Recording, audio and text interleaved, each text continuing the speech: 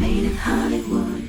Disney's animated musical comedy Wish is made in Hollywood. I'm here on location at Walt Disney Animation Studios, and today on Made in Hollywood, I'm going to sit down with Ariana DeBose and Chris Pine for the musical comedy Wish.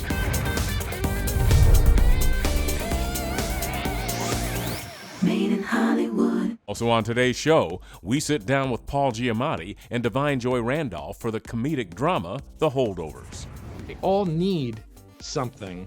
They all need to move beyond where they're stuck. Plus, Britt Marling stars in the thrilling miniseries A Murder at the End of the World.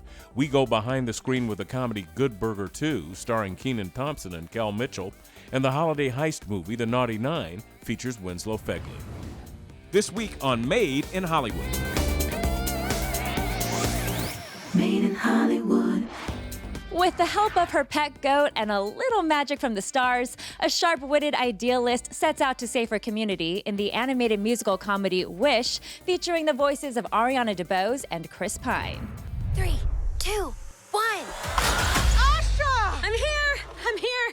Whew, just 1 second. Let me catch my breath. Once upon a time stood Rosas, a most magical kingdom, founded by a king with the power to grant wishes. You are their handsomest, most beloved king. You're right. I am a handsome king. What inspired the idea of Wish, and how did it evolve during the process of creating the film? Definitely what inspired it was really looking at something that is indicative of so many of our Disney characters, which is wishing upon a star, having a wish in your heart. It really connects with what's the purpose of your life and what drives you. The film's about wishing. It's about wishing on stars, and that's, as we know, kind of Disney's forte. We took a still from each one of our movies, each one of the features, and pinned them up all in one bulletin board, and we're able to see this common thread, and that was, so many lead characters wishing on a star. She's full of joy, full of life, but she's also like, ooh, squirrel. Exactly. This film is its own new Disney classic, but it does such a beautiful job of celebrating the roots. People give their wishes to me, and I grant the wishes I am sure are good for Rosas. Some of these will never be granted. Not some, most. They deserve more than... I decide what everyone deserves. This year, we are celebrating Disney's 100th anniversary, which is a huge deal. But how is this film, Wish, inspired by this huge milestone? It keeps alive a tradition of storytelling that is all about the dreams and wishes and imagination of children, and I'm super happy to be involved with it. Being here at this particular moment in time, we're all Disney fans ourselves, so it feels incredibly special to be part of this movie. Everybody wanted to work on the movie, and it became really a project of hope. If you wish upon a star, which is throughout so many different Disney movies throughout the 100 years, and Asha, the lead character, she wishes on the star. So I look up at the stars to guide me. I wish. And throw caution to every warning sign. Obviously, you have a big background in music. You've been on Broadway. We know you have an amazing voice, but was singing as a Disney princess different or even challenging at all? It was thrilling. I wouldn't say that the process was any different from anything else I've ever done, aside from recording in a studio for most of it. You're both talking and singing into a void. Last night, I made a wish on a star. And the star answered. In many ways, this film pays homage to Disney and Walt Disney, of course. I saw his office earlier, which was so cool. What do you think Walt Disney would say about Wish if he were to see this movie? I hope we made him proud. I hope he's happy that we are creating something new, because who he is, right? He would have dived into the new technology, new story, and that was part of the inspiration. One of the things that Chris Buck says all the time is that one wish can change the world, and that's what Walt did, and that's what Asha's doing in the movie. I have a few thousand questions, starting with, how is any of this possible? The filmmakers actually told me that Asha was really heavily inspired by Walt Disney himself. What did you want to bring to this character? There's sort of the spirit that I try to bring to every project is, put good energy out into the world, lead with your heart, follow your instincts and do what you think is right and what is best in the moment that you're in. And I think, you know, through this story, Asha really is doing that. You know, her wish is not for herself. Her wish is for the people around her. They want a villain, you got one. Brought to you by Chris Pine. I think it's the blend of the old and the new. So you have the watercolors, but you also have CG technology. So there's an immersive quality to the film. I'm talking. I am talking. Who knew my voice would be this low? The animation, it has a watercolor feel to it, as going back to the original classic films.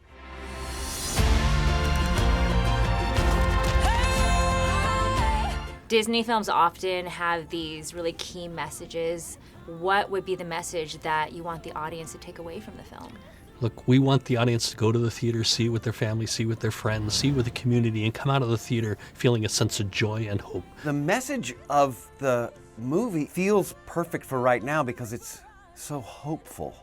Everyone, no matter how old or young, will take a moment to reconnect with their ultimate wish. Sometimes ordinary people become extraordinary leaders, and staying open to those possibilities and stepping into these roles for the right reasons is important.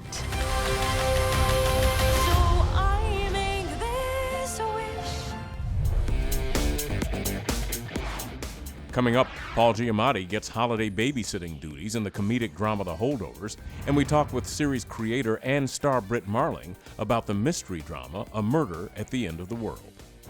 To find out where to watch any movie, check out MoviePhone.com. Find it, watch it. They all need something. They all need to move beyond where they're stuck. Made in Hollywood. Made in Hollywood. Here's what's hot on screen. A universally disliked instructor, an abandoned student, and a grieving cook form an unlikely holiday family in director Alexander Payne's The Holdovers. Hello, Mary. I had you guys stuck with babysitting duty this year. How'd you manage that? You know, he used to be a student, right? Yeah, that's why he knows how to inflict maximum pain on us. It very much reminded me of a teacher I had. And so that the inspiration, he was right there. There was a guy that I had in mind who was a cranky, difficult, curmudgeonly, sarcastic guy. But I remembered thinking he was a really good teacher, and he was a really dedicated teacher. You just earned yourself a detention, sir. Being here with you is already one big detention. That's another detention. So I didn't want to ever forget the fact that this guy really cared about teaching. I was praying your mother would pick up the phone, or your father would arrive in a helicopter or a flying saucer. My father's dead. For this to be my first time and have a director, especially if someone of Alexander's caliber, to be sitting right next to the camera and, you know, giving me notes on the fly, working with him was such a pleasure. And action. Now, along with your skiing and swimming, I hope you found time to enlighten yourselves about the Peloponnesian War and its implications for today. This has got a kind of different pace from Sideways. So that was just different. I don't know if it was better or anything like that. But in terms of me and him working together, it was easier. We'd become friends in the interim. So now I was just actually there with a friend of mine who I was getting to hang out with, and we happened to be making a movie. You don't tell a boy that's been left behind at Christmas that nobody wants him? What's wrong with you? A parent to endure a child passing, it's just not supposed to even happen that way. The child is supposed to survive the parent. My cousin passed away, unfortunately, and my aunt, who was his mother, immediately became sick and had cancer. This is the last place that my baby and I were together. And to this day, we wonder if that formed from grief. I find the world a bitter and complicated place, and it seems to feel the same way about me. I was a senior in high school at Deerfield, one of the schools they used as a location for this film, and I guess there was something they liked about me. Alexander says it's my hair. It's super exciting because he's feeling everything fresh for the first time. It was great to just watch him, and it mimicked, in some ways, the thing going on in the movie. I don't think I've ever had a real family Christmas like this before. Thank you, Mary. You're welcome. There is, you know, this element of a father figure kind of sort of emerging in this relationship. And, you know, Mary, I guess she's, you know, this motherly figure for Angus. You can never truly be there for someone unless you are in it. And even though you experience it with everyone, it's always a unique and different experience. They have nobody else there. So it's like, you know, they're thrown together, but they all need something. They all need to move beyond where they're stuck a little bit. Do not cross the Rubicon.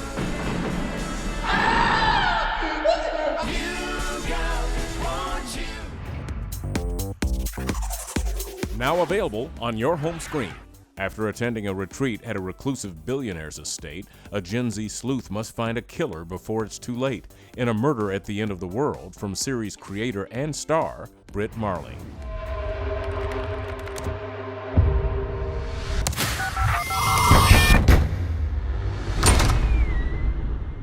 Hello, Darby. Aren't you going to invite me in? I was sent the scripts ahead of meeting them, and I love reading scripts. Obviously, you have to do it a lot for this job.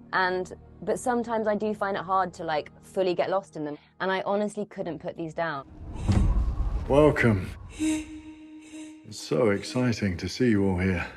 I really think there's a link between oppression of the environment and our oppression of women.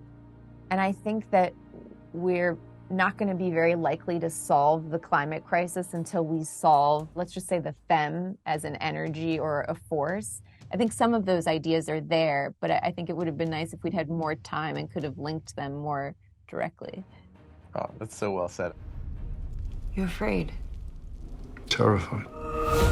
We don't know who did this, we don't know why, and we don't know if they are done.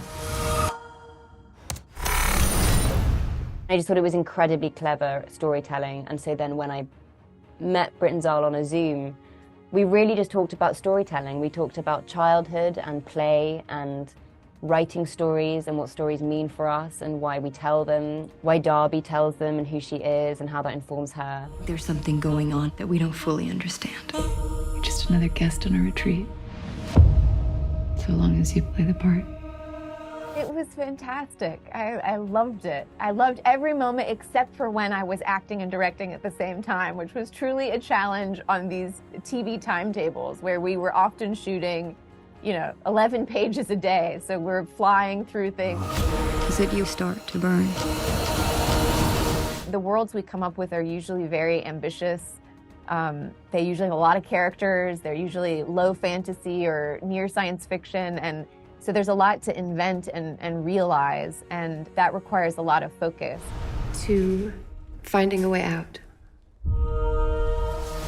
To find out where to watch any movie, check out MoviePhone.com. Find it, watch it.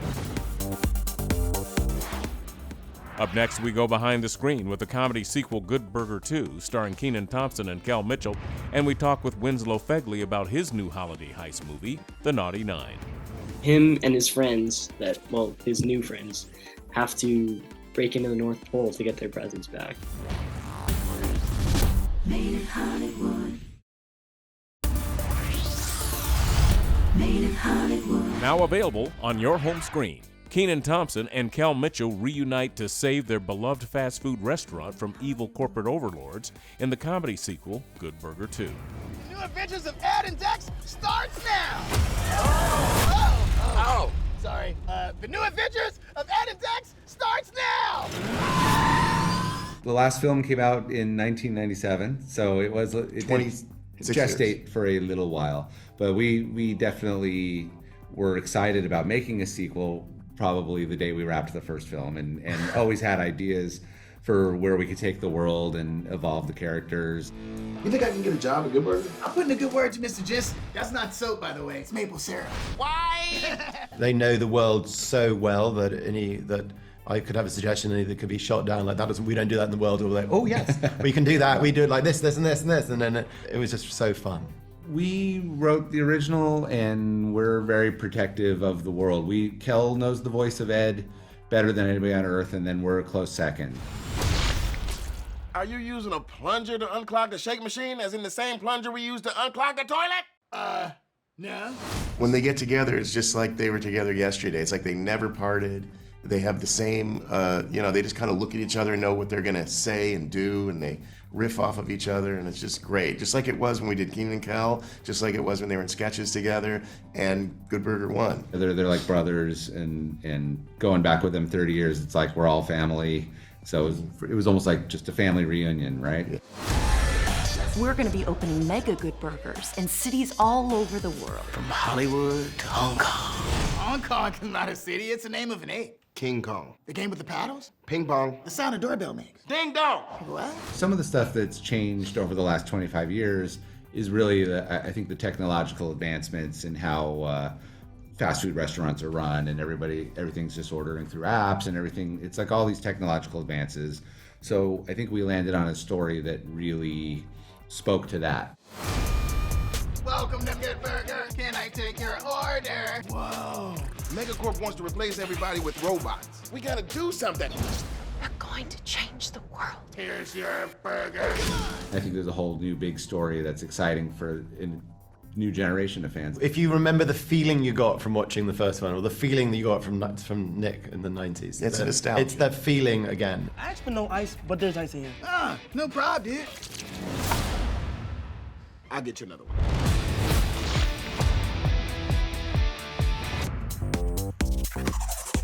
Now available on your home screen. After waking up on Christmas morning without any presents, a group of mischievous kids plot an elaborate heist at the North Pole in the holiday comedy, The Naughty Nine. Everybody up! It's Christmas, people! You're not gonna believe this. Santa stiffs me. I always get a gift from him. Why not this year?